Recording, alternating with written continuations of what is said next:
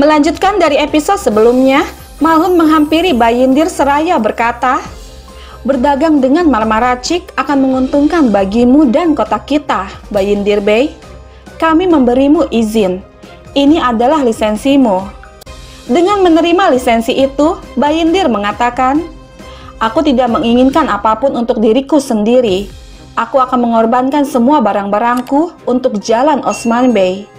Perdagangan ini akan membuat kita bahagia, Malhun Hatun." Dan Malhun mengatakan, "Insya Allah, Bayindir Bey." Kemudian Malhun pun pergi dari sana. Tidak lama Hushen datang. Lalu Bayindir mengatakan, "Bisakah kamu mendengar suara emas, Hushen?" Dan Hushen menjawab, "Tentu saja, Beim." Lalu Bayindir bertanya lagi, "Apakah kamu belajar sesuatu tentang Osman Bey?" Dan Hushen menjawab, "Mereka bilang bahwa Osman Bey pergi pada malam hari dan tidak kembali." Mendengar ini Bayindir mengatakan, "Osman hilang. Orhan sedang mempersiapkan dewan. Mereka jelas mengetahui sesuatu, tapi mereka menyembunyikannya dari kita. Aku punya sesuatu di pikiranku, tapi..." Seketika Hushen bertanya, "Mungkinkah dia mati, Beim?" Dan Bayindir menjawab, "Bertobatlah. Aku berusaha keras untuk membuatnya menyukaiku. Semua usaha kita akan sia-sia. Tapi siapa tahu, mungkin ketidakhadirannya akan memberi kita lebih banyak emas.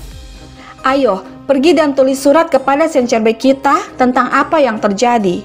Lalu siapkan barang-barang Martah. Kita akan berangkat lebih awal besok." Kemudian Hushen pun pergi untuk menjalankan perintah. Di sisi lain, dari kejauhan, sambil terus memperhatikan Alcicek, Aktemur mengatakan, "Jadi, kamu tidak mencintaiku? Hah? Kalau begitu, katakan itu di hadapanku." Kemudian Aktemur menghampiri Alcicek. Melihat ini jelas membuat Alcicek kaget, lalu bertanya, "Apakah kau menginginkan sesuatu?" Masih dengan perasaan kesal, Aktemur menjawab, "Kita harus bicara." Namun Alcicek mengatakan, "Tidak ada yang perlu dibicarakan, menjauhlah dari kedai." Namun Aktemur mengatakan, "Aku bilang kita harus bicara, Alcicek Hatun." Lalu Alcicek bertanya, "Bisakah aku melarikan diri darimu, Shobashi?" Kemudian mereka pun pergi menjauh dari kedai. Menyaksikan ini Bayindir mengatakan, "Apa yang kamu cari, Shobashi?" Kemudian dia pun mengikuti Aktemur dan Alcicek dengan mengendap. Di sudut jalan kecil, Alcicek mengatakan, "Katakan apapun yang harus kamu katakan, aku tidak punya waktu." Kemudian Aktemur mengatakan, "Aku akan mengajukan pertanyaan dan pergi. Aku mendengar sesuatu tadi malam, tapi kedua telinga dan hatiku tidak percaya itu." Dan Alcicek mengatakan, "Apa yang kamu dengar itu benar, Shobashi?" Lalu Aktemur mengatakan, "Kalau begitu, katakan itu sekali lagi sambil menatap mataku." "Angkat kepalamu, Alcicek." Namun Alcicek bertanya, "Apakah kamu ingin disakiti, Shobashi?" Dan Aktemur menjawab, "Apakah itu penting bagimu?" "Alcicek, aku mencintaimu. Apakah kamu juga mencintaiku?"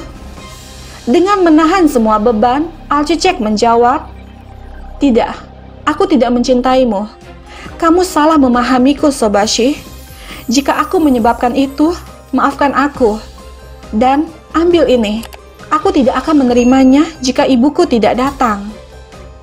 Namun Aktemur mengatakan, "Aku membeli anting-anting itu untukmu. Jika itu tidak penting bagimu, maka buanglah." Kemudian Alcicek menjatuhkan anting-anting itu ke tanah. Menyaksikan ini Aktemur mengatakan, "Aku membuat kesalahan, maafkan aku. Aku tidak akan mengganggumu dan melewati jalanmu. Dan ambil belatimu, tapi jangan melukai siapapun lagi." Kemudian dengan mengembalikan belati milik Alcicek, Aktemur pun pergi dari sana. Menyaksikan hal itu dari balik dinding, Bayindir mengatakan, Aktemur, kau mengacaukan orang yang salah, tetapi kau mendapatkan jawabanmu. Merasa menyesal atas sikapnya, Alcicek mengambil kembali anting yang dia buang sebelumnya, kemudian membawanya bersamanya. Malam pun tiba. Setelah sekian lama, Osman kembali ke tempat di mana semua berawal. Tenda di mana dia teringat akan semua kenangan indah bersama ayahnya, Ertugrul Gazi. Sosok seorang pemimpin yang tidak patah semangat untuk terus berjuang menebarkan panji-panji Islam. Di dalam tenda itu, Osman berkata, "Tenda kita, di mana kita memimpikan banyak hal."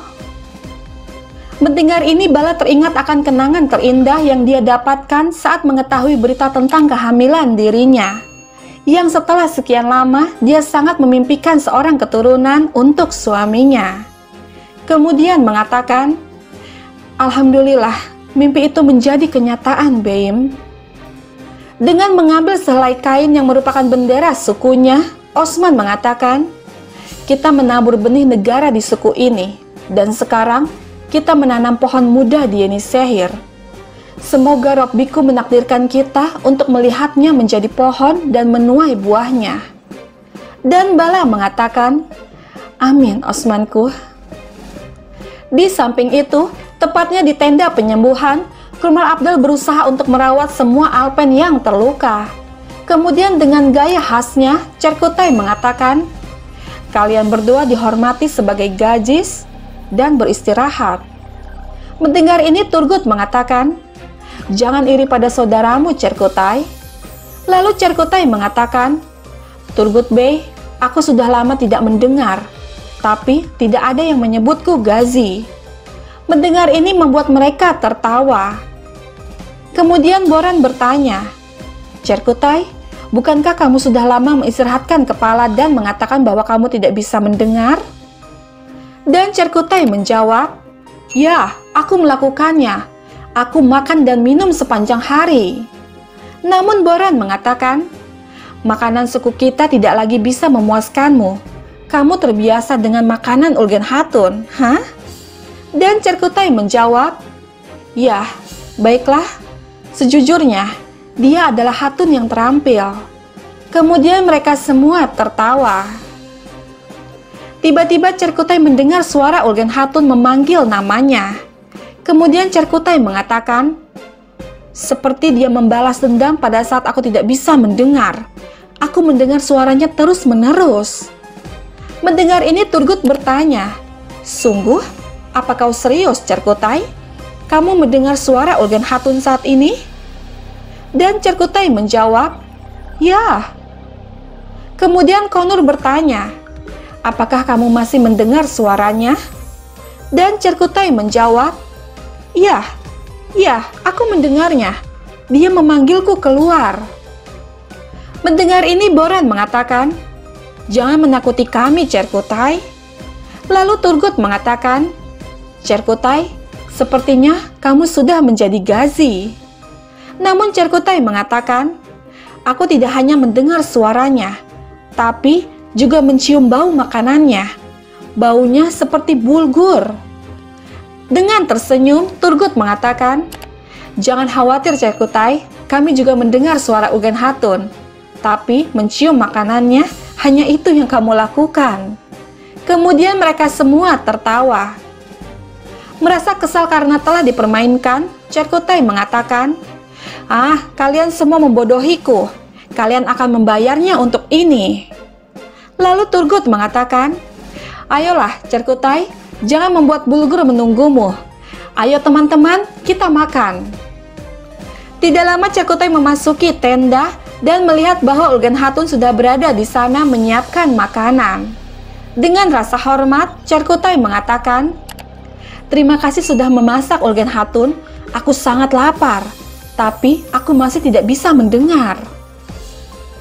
Mendengar ini, Ulgen Hatun bertanya, "Apa? Bagaimana mungkin? Kamu masih belum bisa mendengar?" Dengan berpura, Cerkutai menjawab, "Aku datang dengan berjalan kaki." Lalu Ulgen Hatun mengatakan, "Ya, baiklah. Dia tidak bisa mendengar. Terserah, makanlah Cerkutai." Jangan khawatir, aku akan mencari cara untuk membuka telingamu. Ada ramuan. Aku akan menemukannya dan membuka telingamu. Telingamu.